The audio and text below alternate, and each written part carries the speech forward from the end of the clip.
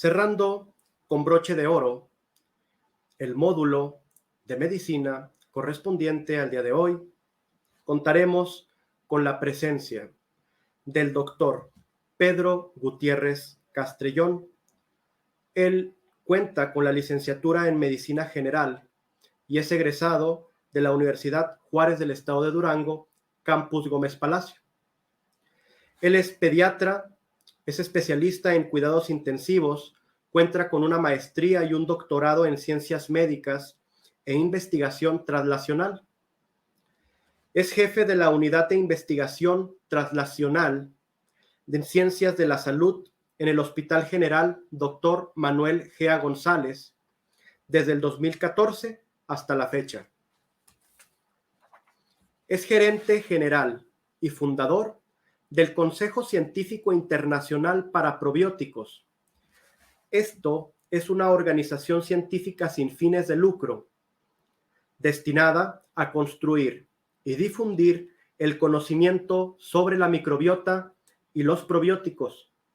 Es gerente general y fundador también de Investigación Translacional Elemental. Esto es un consorcio global destinado a ensamblar modelos de investigación integradora en ciencias de la salud. La ponencia que presentará el doctor Gutiérrez será el impacto de la investigación transnacional en el modelo de toma eficiente de decisiones en salud. Disfrutemos de esta ponencia. Muy buen día tengan todos ustedes. Soy el doctor Pedro Gutiérrez Castrellón. Quiero dar un cordial saludo a mis colegas, profesores y amigos de la Facultad de Ciencias de la Salud de mi querida Universidad Juárez del Estado de Durango. En segundo lugar, agradecer al comité organizador de este segundo Congreso Internacional de Ciencias de la Salud, en particular a mi querido amigo y distinguido profesor, el doctor José Luis Ayala Castillo, por darnos la oportunidad de estar esta mañana con ustedes. Y el tema que vamos a revisar, que vamos a reflexionar con ustedes el día de hoy, es relacionado con el tema de investigación translacional y cómo impacta de manera eficiente en el modelo de toma de decisiones en salud. Su servidor, médico pediatra, con maestría y doctorado en ciencias médicas, egresado de mi querida Facultad de Ciencias de la Salud, en aquel momento Escuela de Medicina, y con el desarrollo de pediatría en la Universidad Nacional Autónoma de México y el Instituto Nacional de Pediatría, con maestría y con doctorado por parte de la Universidad Nacional Autónoma de México y el Instituto Nacional de Ciencias Médicas y Nutrición, con 2 estancias durante mi maestría, la primera de ellas en North Carolina, Chapel Hill, y la segunda durante mi doctorado en Hospital for Sick Children en Canadá. Y a lo largo del tiempo, después de que terminé mi doctorado en el año 2000, hace 22 años ya, haber tenido la magnífica oportunidad de dirigir como director de investigación en el Instituto Nacional de Pediatría las riendas del desarrollo de la ciencia en uno de los institutos nacionales de salud dedicados a lo que es la salud y la enfermedad en el menor de 18 años. Y posteriormente como director de investigación en el Instituto Nacional de Perinatología hasta el año 2014, donde tuve la oportunidad, por invitación de quien en ese momento fungía como director general, de establecer un centro de investigación translacional en ciencias de la salud en el Hospital General Dr. Manuel G. González. ¿Por qué les platico toda esta trayectoria? Porque mucha de la experiencia que hemos venido desarrollando junto con un grupo de colegas, junto con un grupo de investigadores nacionales, como somos nosotros, hemos tenido la fortuna de ir transitando por los diferentes modelos de generación eficiente de conocimiento Y el mensaje importante o los mensajes importantes que quiero compartir con ustedes en esta presentación, en primer lugar, es el impacto que la investigación ha tenido en la toma de decisiones en los diferentes ámbitos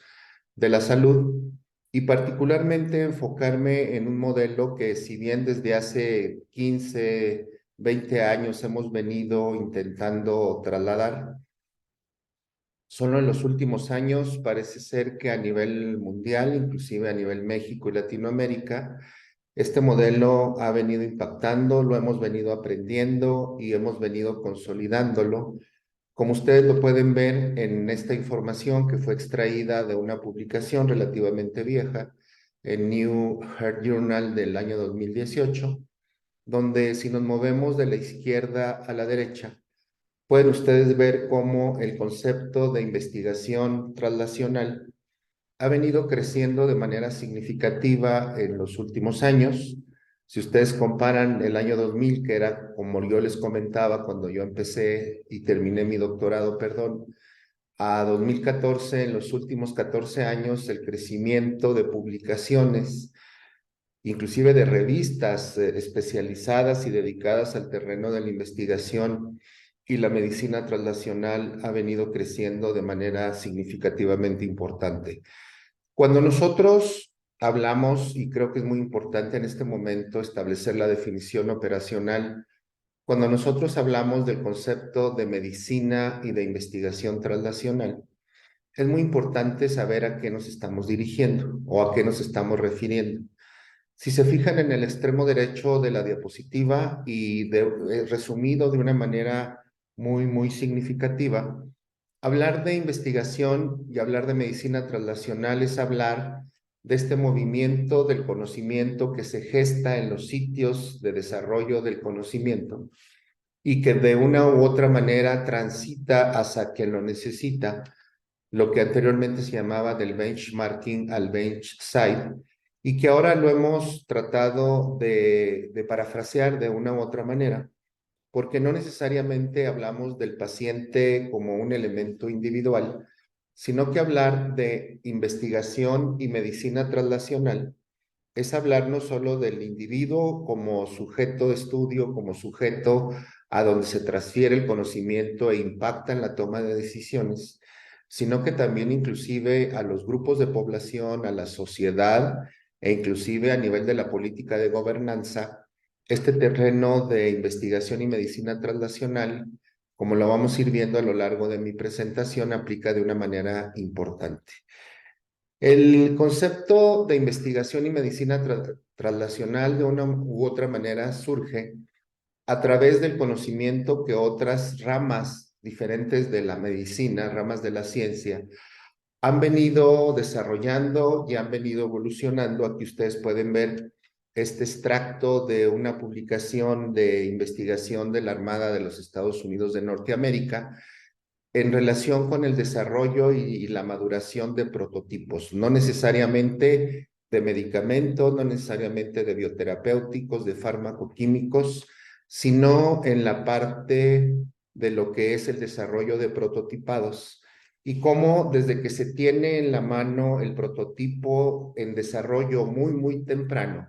que le vamos a llamar de aquí en adelante el nivel TRL1 o línea de desarrollo translacional en sus primeras fases, hasta irlo migrando, como ustedes lo pueden ver, de la izquierda a la derecha, hasta que llega a un nivel de TRL9 donde finalmente impacta, donde finalmente se comercializa o se administra hacia quien lo debe de recibir. Es muy importante que nosotros vayamos entendiendo este concepto y lo vayamos entendiendo en el sentido de que desde hace ya bastantes años, estos conceptos que, por ejemplo, yo aprendí y que estoy seguro que muchos de ustedes aprendieron en las etapas de formación de pregrado o inclusive algunos de los maestros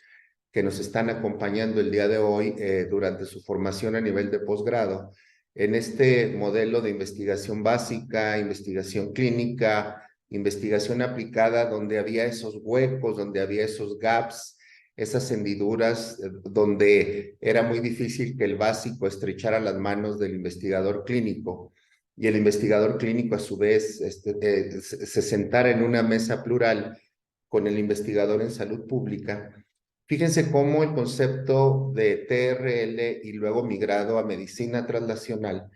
ha venido precisamente intentando quitar esos huecos, quitar esos gaps, quitar esos espacios, esas divisiones entre la básica, la clínica, la investigación en salud pública.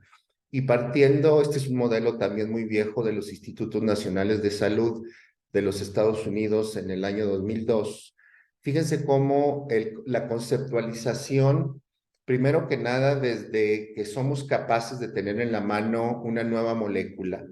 un nuevo farmacoquímico, un nuevo bioterapéutico, un nuevo diagnostic device, por ejemplo. ¿Cómo lo debemos ir migrando a través de este modelaje desde el TRL1 hasta el TRL9?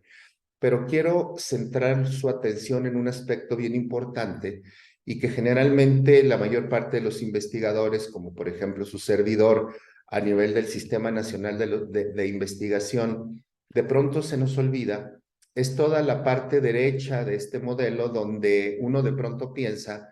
que el camino o la meta final de todo investigador es terminar la investigación, publicarla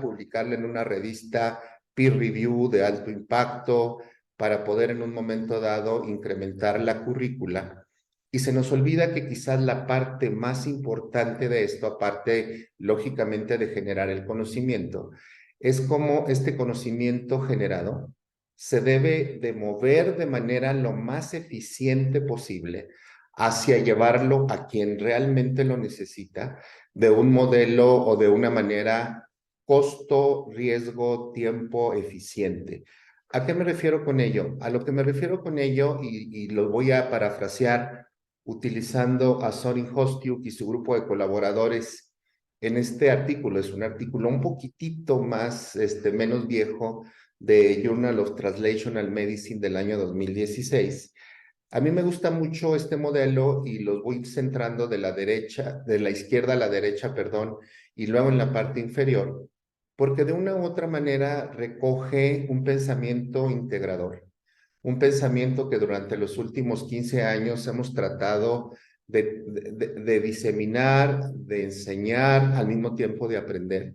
de cómo realmente se debe de hacer la ciencia y la ciencia se debe de trasladar hacia quien lo necesite, pero va en un aspecto mucho más allá de trasladarla a quien lo necesite. ¿A qué me refiero con ello? Partamos de la extrema izquierda, desde donde están los inicios muy tempranos de una investigación,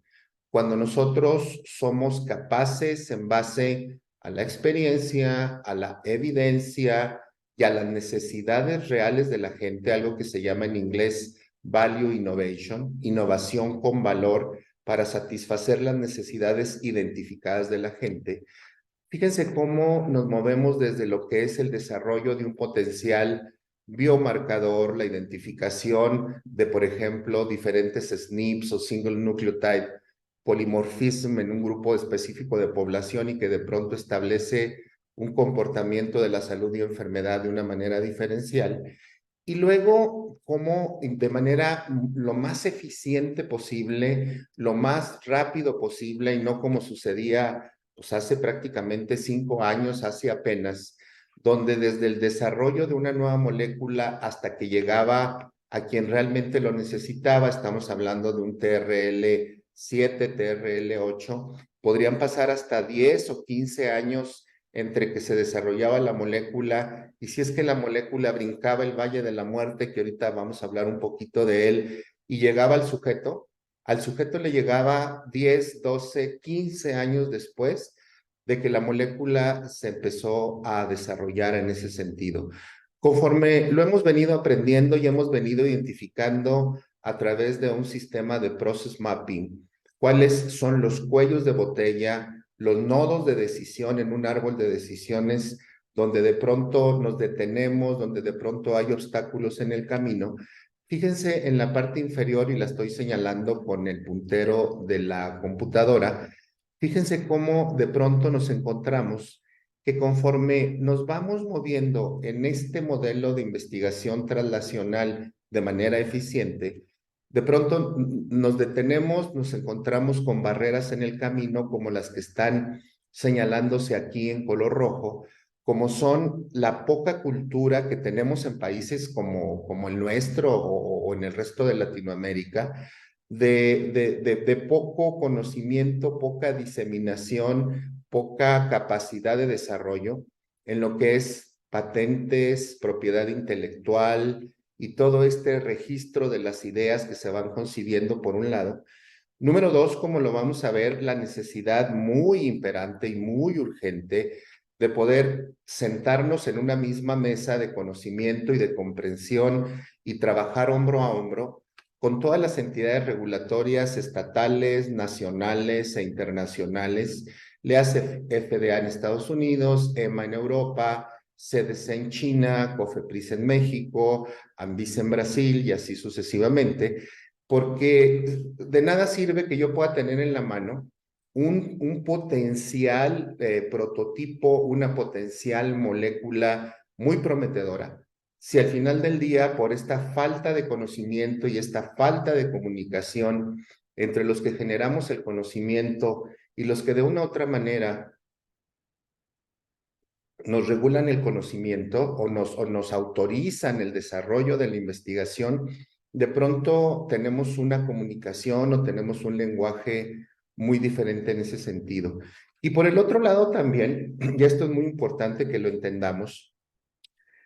hablaba yo hace un momento del concepto de innovación con valor. Entonces, en ese sentido del concepto de innovación con valor, y lo pongo en uno de los elementos aquí en rojo también, de los factores que de pronto nos van estableciendo barreras de entrada u obstáculos para continuar con el desarrollo del modelo de TRL,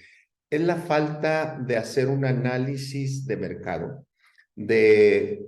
análisis de mercado en vertical y análisis de mercado en horizontal, para verdaderamente identificar las tendencias en salud de los próximos años, los nichos de mercado que este prototipo, esta nueva molécula, este nuevo bioterapéutico puede tener, y de esa manera prácticamente correr desde las etapas tempranas del modelo de investigación translacional en un modelo donde prácticamente si yo tengo una buena carpeta de diseño de éxito bien ensamblada de cómo voy a ir caminando en los diferentes pasos, prácticamente tengo un 80% de éxito. Y por último, explicando este modelo en esta diapositiva, en la parte de donde dice TRL5, fíjense que es muy importante también hablar del concepto de la educación, pero el concepto de la educación no solo al profesional de la salud, el concepto de la educación no solo a quien decide utilizar este nuevo electrocardiograma, este nuevo CT scan, este nuevo fibroscan, por ejemplo, sino inclusive irnos a una culturización de quién va a ser el día de mañana mi potencial usuario para un fenómeno de sensibilización y aceptación.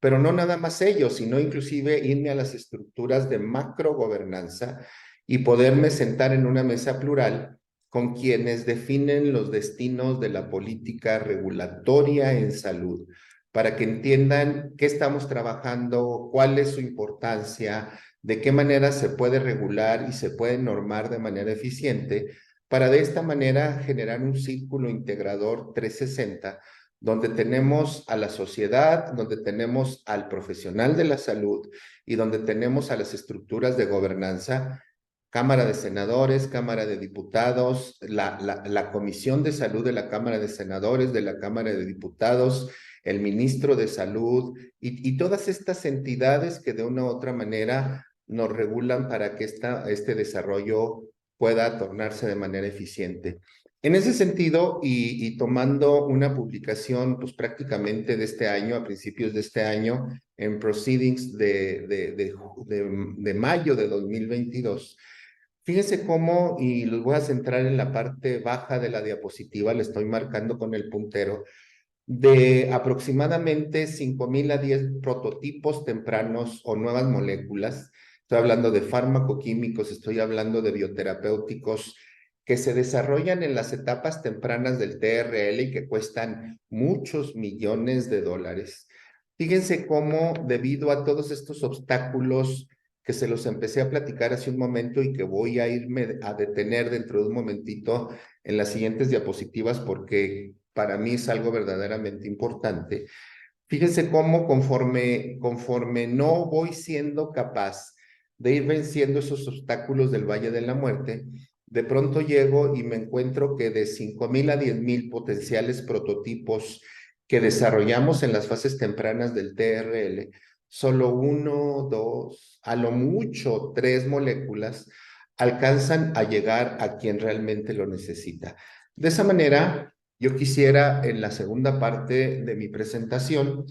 dedicarme y detenerme un momentito para reflexionar con ustedes y si nos da tiempo, ponerlo de manera práctica en un escenario del caso, de cuál es para nosotros, después de haber transitado en los últimos 22 años como autoridades de investigación, por un lado, profesionalizados a través de los programas de maestría y de doctorado que hemos tenido la fortuna de poder transitar en ellos. ¿Cuáles para nosotros han sido los factores que hemos identificado como estos factores que necesitamos tener en cuenta y que tú, distinguido colega que me estás escuchando a nivel de pregrado, a nivel de posgrado, debemos empezar a reflexionar, ya que independientemente que yo de pronto pueda decir, a ver, espérame tantito, es que yo no me voy a dedicar desde el punto de vista profesional a la investigación, pero al final del día yo creo que todos tenemos como una de nuestras metas de relevancia en la vida poder contribuir a la generación del conocimiento, por pequeño que éste sea, para poder impactar en la toma eficiente de decisiones en salud. Y en ese sentido, quiero parafrasear a Archibald y su grupo de colaboradores en British Medical Journal Open del año 2018, donde uno de los elementos fundamentales más importante, y si nos da tiempo ustedes lo van a ver de manera muy palpable en el escenario del caso, que es el concepto de transdisciplina. Pero transdisciplina entendida perfectamente en el hecho de sentarnos en una mesa plural. Cuando decimos hay un problema relevante en salud, COVID-19 por ejemplo, que está devastando a la sociedad, que está generando altas tasas de mortalidad, o está generando altas tasas de morbilidad, o está impactando significativamente en la calidad de vida, o está representando gastos en salud verdaderamente catastróficos. Y ese es el concepto que nosotros le llamamos, por ejemplo, su servidor, que además de haber cursado la maestría y el doctorado en ciencias, tengo una doble maestría en alto desarrollo empresarial para empresas sanitarias. Le llamamos el concepto de value innovation, que es innovación con valor. Lo que estoy haciendo, ¿para qué lo estoy haciendo? Para mejorar o reducir la mortalidad, para reducir la morbilidad, para mejorar la calidad de vida, para mejorar el modelo costo eficiente, etcétera. Y entonces sentar en una mesa plural no solo al investigador básico, no solo al investigador clínico, no solo al investigador enfocado y especializado en investigación translacional, sino inclusive también tener sentado en una mesa plural al antropólogo, al sociólogo, al economista de la salud, al experto en modelaje de éxito, para que en un momento dado, cuando yo precisamente quiera mover y trasladar esta generación del conocimiento, lo pueda realizar de una manera muy eficiente. Y el segundo concepto, y que debemos de aprender y debemos de tener dos elementos fundamentales que se dan en gerencia de procesos, que es apertura de mente y firmeza de criterio, es la parte de poder entender, perdón, cómo los modelos de generación de conocimiento se pueden desarrollar de manera simultánea y de manera eficiente. En esta publicación de un libro muy recomendable, está dedicado exclusivamente a diseño de ensayos clínicos, que es el libro de Colton, fíjense cómo lo que nos ejemplifica de manera súper práctica es que ya dejamos de lado eso que en la etapa antediluviana se hablaba de primero tienes que hacer un ensayo de fase 1 para que puedas hacer un ensayo de fase 2 y hasta que termines el ensayo de fase 2 puedes hacer el ensayo clínico controlado, fase 3, aleatorizado, etcétera, etcétera. Y entonces nos enseñaban o que hay de ramas paralelas, o que hay de diseños cruzados, y así sucesivamente, toda la metodología tradicional que en su momento muchos de nosotros aprendimos. ¿Qué significa este gráfico? Este gráfico significa que tú de manera simultánea, siempre y cuando no violes el precepto de la seguridad, que es el elemento más importante en investigación en seres humanos e inclusive en animales de experimentación. O sea, no producir más daño o que el daño sea superior al potencial beneficio. Fíjense cómo, primero que nada, ahora enseñamos y aprendemos que nosotros podemos hacer simultáneamente un ensayo 1-2, un ensayo 2-3 o inclusive un ensayo 3-4, siempre y cuando vayamos cuidando estos preceptos. Y por el otro lado también, esos modelos tradicionales que antaño enseñábamos han venido cambiando de manera súper importante. No me voy a dedicar a irles explicando cada uno de ellos. Fíjense, por ejemplo, aquí es un diseño que se llama ensayo clínico controlado dinámico, donde dependiendo de cómo nos vamos moviendo en la evolución que el sujeto está teniendo a lo largo del ensayo, se va modulando la estructura. Número 2, estos otros tipos de ensayo, por ejemplo, en la parte del lado izquierdo, el ensayo de modelo de paraguas, cuando tenemos la capacidad de probar de manera simultánea, aquí, por ejemplo, una combinatoria de potenciales biomarcadores al mismo tiempo de diferentes intervenciones terapéuticas, o, por ejemplo, donde en una misma cesta, que es la extrema derecha, podemos tener enfermedad con características 1, enfermedad con características 2, y luego, dependiendo de las características del sujeto, lo podemos someter a una plataforma de diferentes intervenciones donde vamos a seleccionar la intervención dependiendo de las características del sujeto y sin que esto suene a un pseudoensayo o estos famosos modelos tradicionales que anteriormente enseñábamos. Y bien también, y esta es una publicación de junio de 2021, y que es algo que cada vez más empujamos los que nos dedicamos y que hemos transitado por los modelos tradicionales de ensamblar y diseñar ensayos clínicos. Esto que cada vez más empuja y cada vez más arrastra a poder ver lo que realmente está ocurriendo con el paciente y que se denomina así, los estudios de la vida real, donde uno de los modelos más importantes de investigación de vida real o real world evidence es el ensayo pragmático, ya sea ensayo a nivel de ensayo clínico pragmático o estudio observacional pragmático. ¿Por qué cada vez más estos modelos vienen y nos ayudan a vencer estas barreras, estos obstáculos del Valle de la Muerte? Porque fíjense ustedes que cuando nosotros dejamos de controlar todo a través de un ensayo clínico tradicional y empezamos a meter sujetos con diferentes comportamientos, ustedes pueden ver, y lo estoy marcando con el puntero de la computadora, cómo de pronto realmente vamos encontrando cuál es el impacto real de un bioterapéutico, de una vacuna, de un food supplement, de un programa educativo, y así sucesivamente, porque cuando intentamos a través de los ensayos tradicionales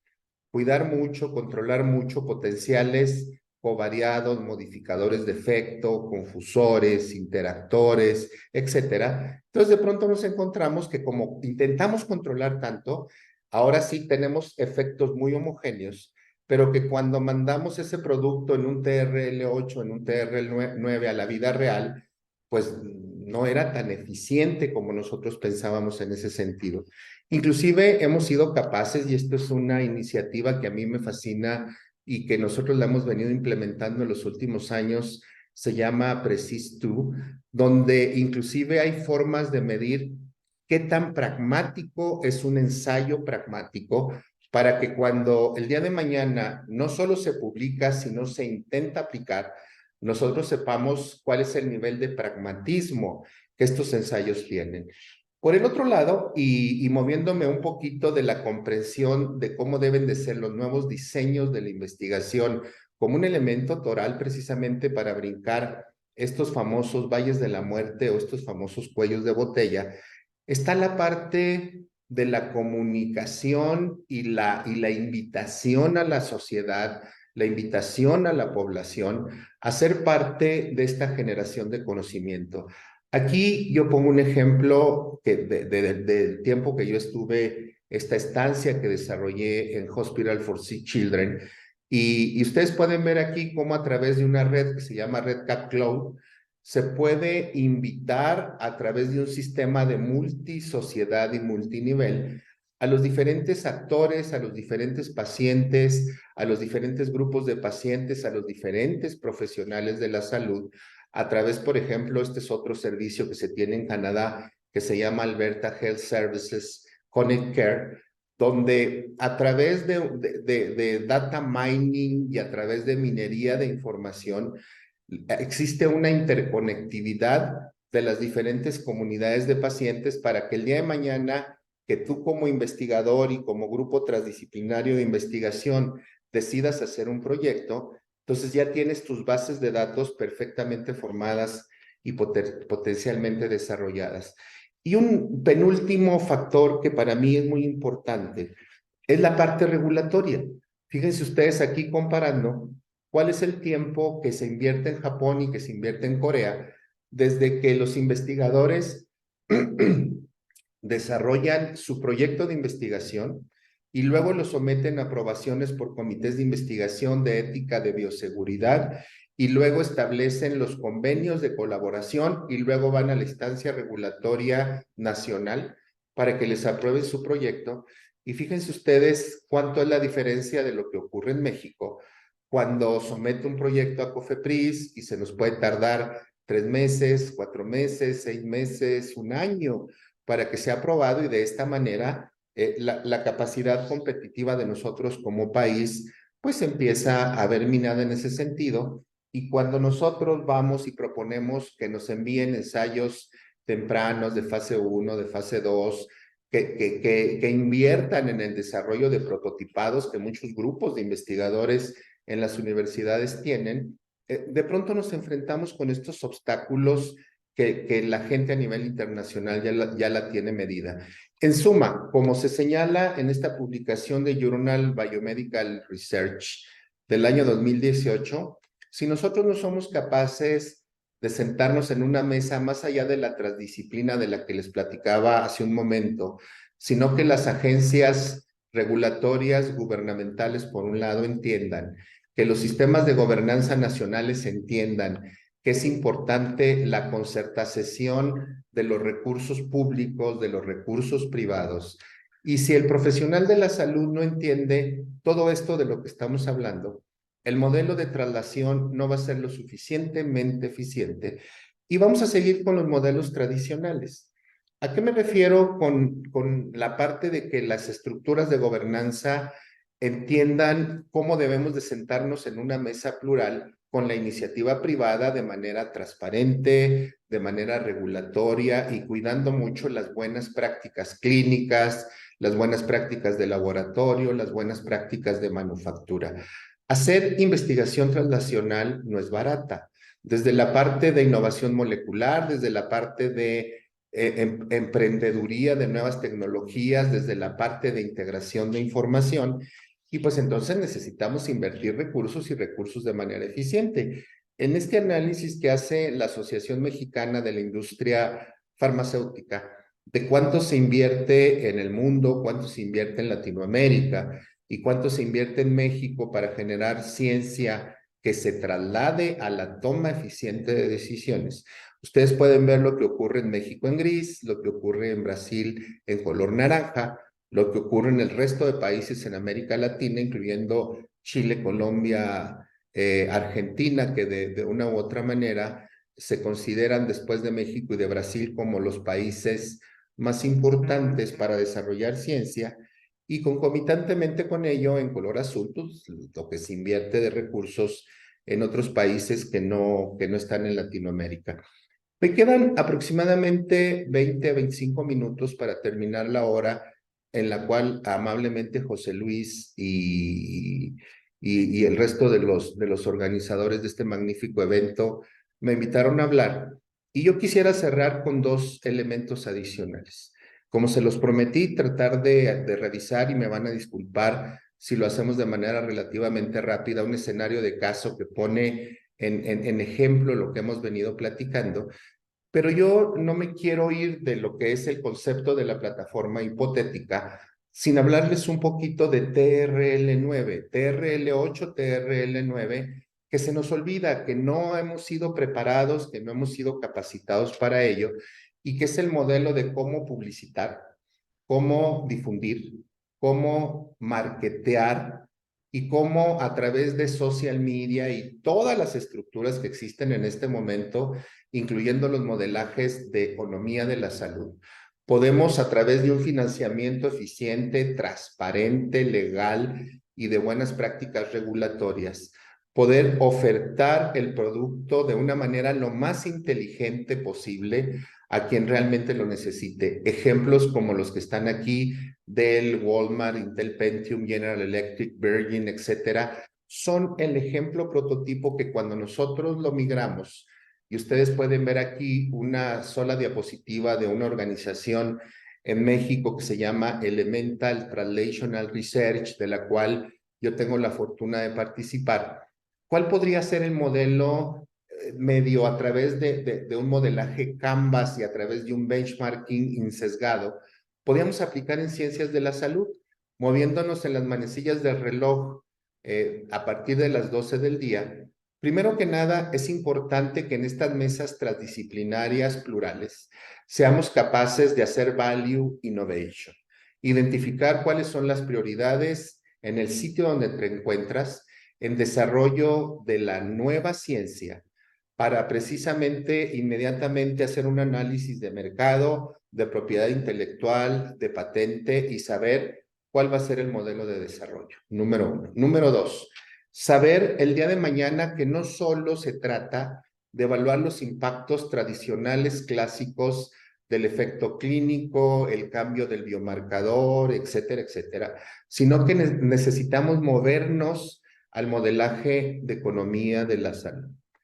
Hacer una colaboración armónica con los organismos regulatorios y sentarnos a entendernos con los organismos regulatorios y aprendernos de manera bidireccional. Y yo transmitir el conocimiento y la experiencia para que entiendan que no todo es un ensayo clínico controlado de ramas paralelas o de ramas cruzadas, sino que Real World Evidence es un modelo que está impactando a nivel del mundo global. Y concomitantemente con ello, entonces, ser capaces de ir desarrollando todo este modelaje de investigación translacional a través de prototipados tempranos, desarrollos in vitro, modelos in silico, evaluación en modelos animales, organoides, y luego prácticamente de manera simultánea para ir acortando lo más posible este time lag entre que genero el conocimiento y llega a quien lo necesite, coordinarnos de manera transdisciplinaria, tener mucho cuidado con quality assurance y quality control en la parte de buenas prácticas clínicas, buenas prácticas de laboratorio, buenas prácticas de manufactura, y no olvidarnos que si nosotros no hacemos culturización multinivel, sociedad profesional de la salud y estructuras de gobernanza, poco vamos a lograr en ese sentido. Voy a terminar con un escenario de caso que me ha tocado vivir y del cual yo me siento muy afortunado de haber sido parte de este desarrollo tan exitoso que es el tema de las vacunas COVID.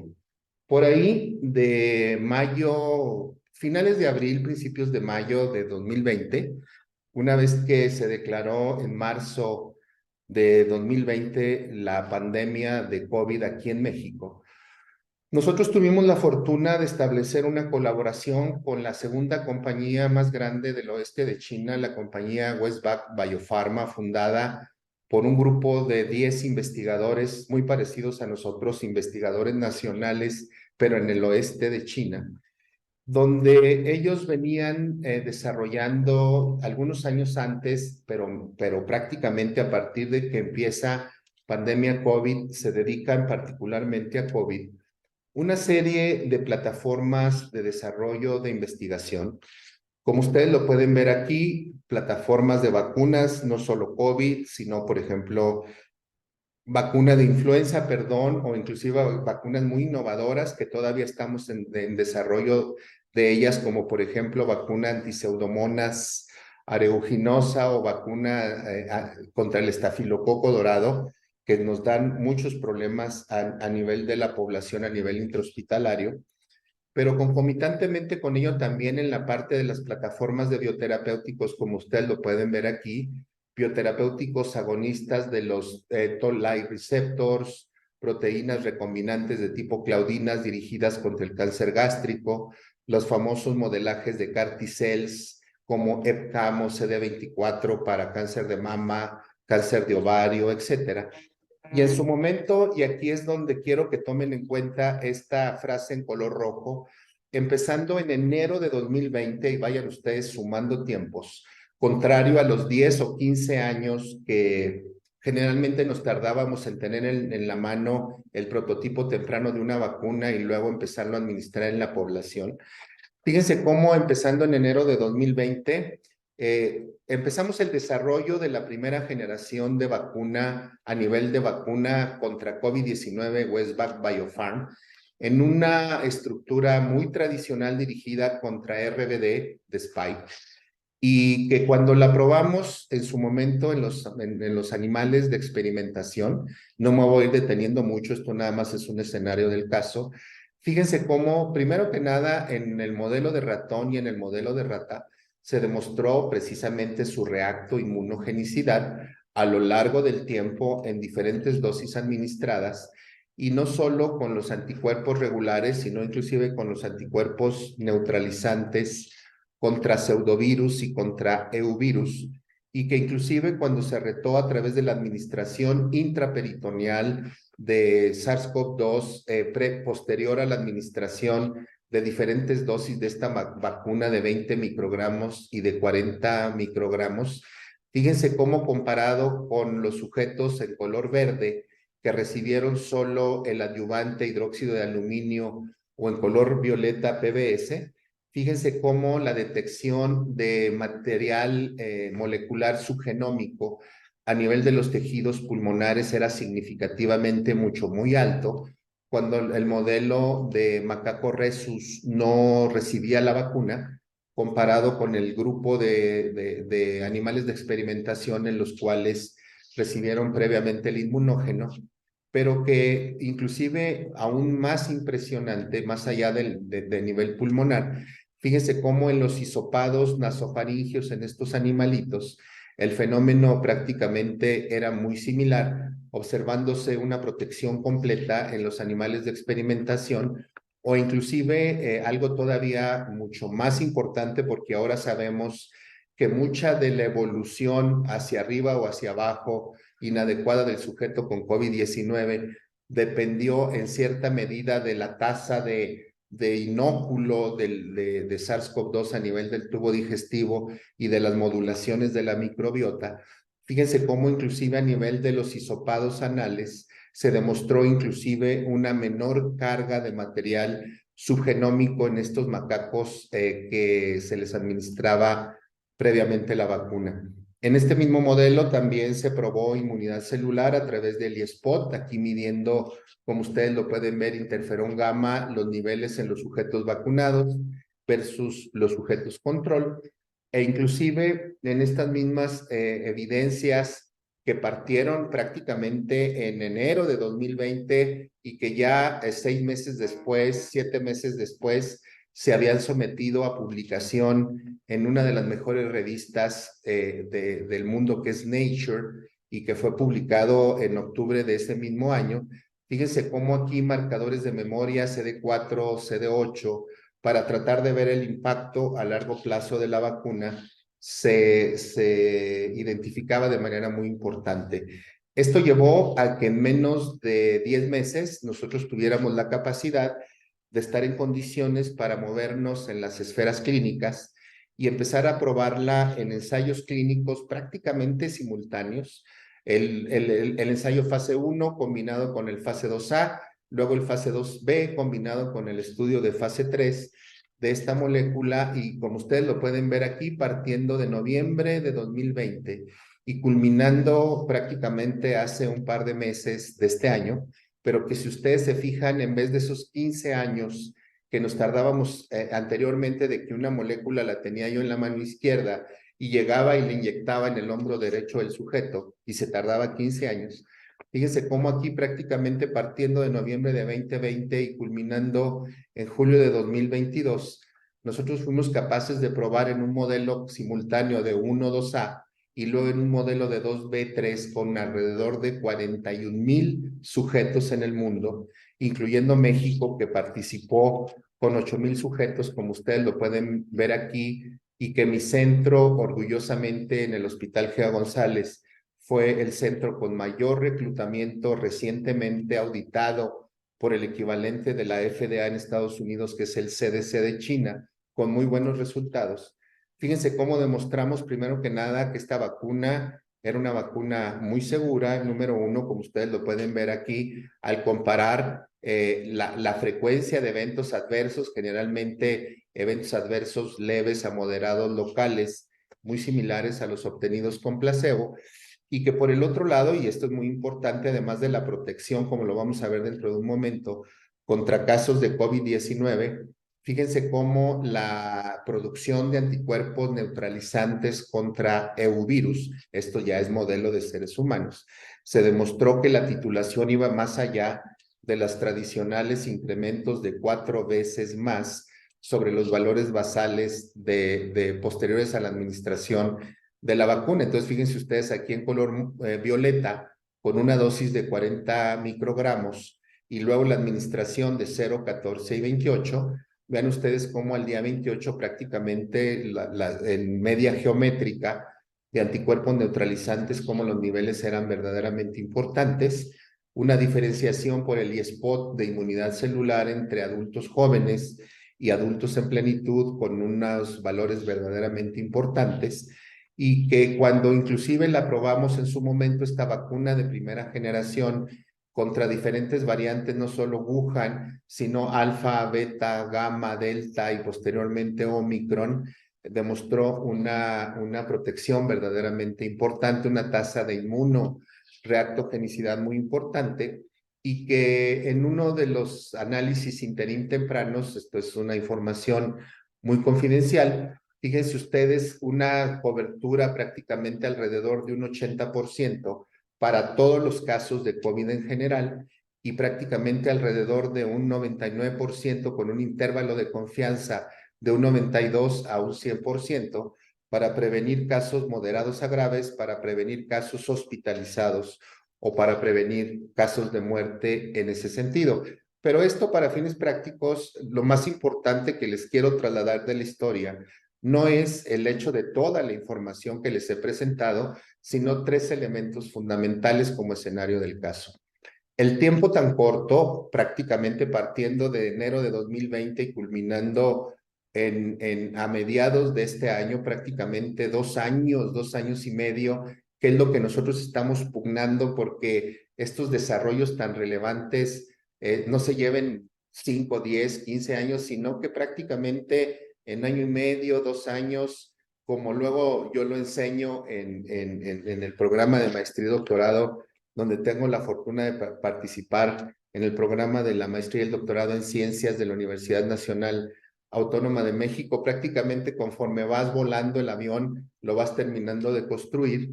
Pero más allá de ello, fíjense a lo que me refiero con TRL8, TRL9. Conforme íbamos terminando las investigaciones, los colegas de Westvac Biofarm en el oeste de China empezaron ya a producir a nivel masivo esta vacuna, y lo más importante, además de los controles de Good Manufacturing Practices, como ustedes lo pueden estar viendo por acá, fíjense cómo se hace la realidad en menos de 3 años, en 2 años y medio, donde ya el sujeto está siendo beneficiado con la administración de este tipo de intervenciones.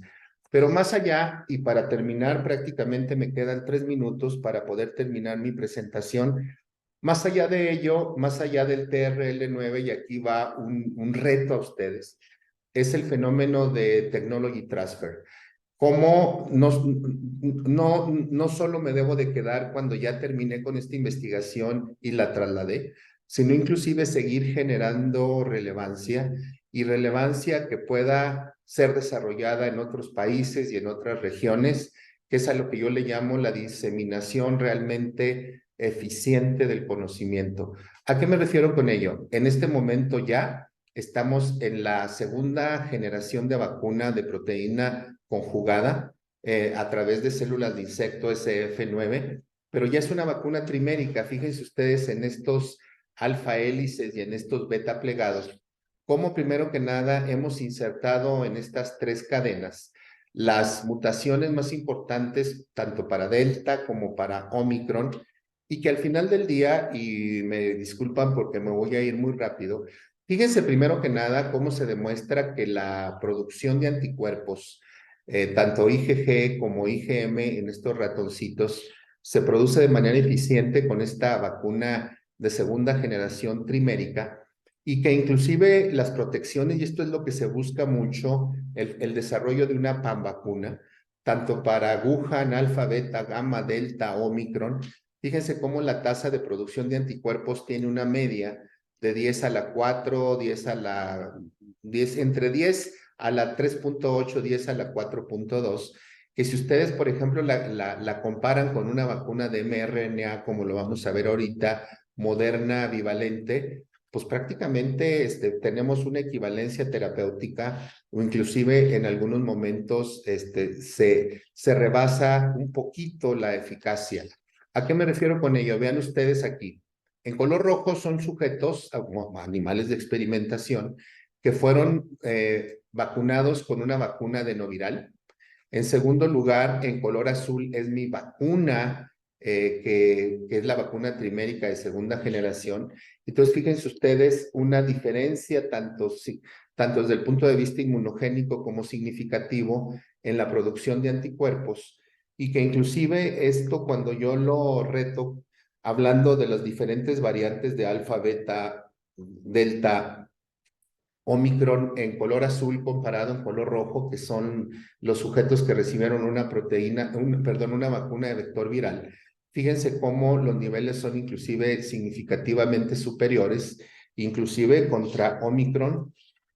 o esta que a mí me gusta mucho, que es la que les decía hace un momento, inclusive comparada con Moderna bivalente, que es la vacuna de mRNA. Fíjense cómo cuando yo combino las dos dosis de mi vacuna, las dos dosis de Moderna con una dosis de mi vacuna, esto es un esquema primario. Fíjense cómo la producción de anticuerpos comparado el verde, que son 3 dosis de Moderna en el modelo de experimentación, con 2 dosis de Moderna y una dosis de refuerzo de mi vacuna trimérica, fíjense cómo la producción de anticuerpos anda significativamente importante. De manera similar, no los voy a cansar mucho, yo prácticamente me quiero quedar con esto. En este momento la estamos probando en vacuna booster aquí en México, y esperamos que muy prontamente COFEPRIS como organismo regulatorio nos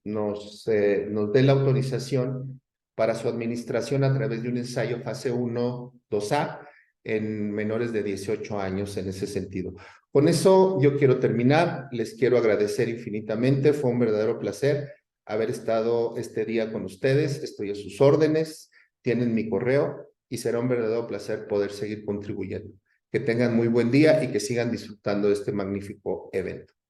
Muchas gracias. Con esto finalizamos el módulo de medicina del día de hoy. Espero que los temas presentados hayan sido de provecho para su formación académica. Muchas gracias por su atención, por su paciencia también. Nos vemos el día de mañana. Mucha suerte y éxito en sus proyectos finales y espero que tengan un muy buen día. Hasta pronto.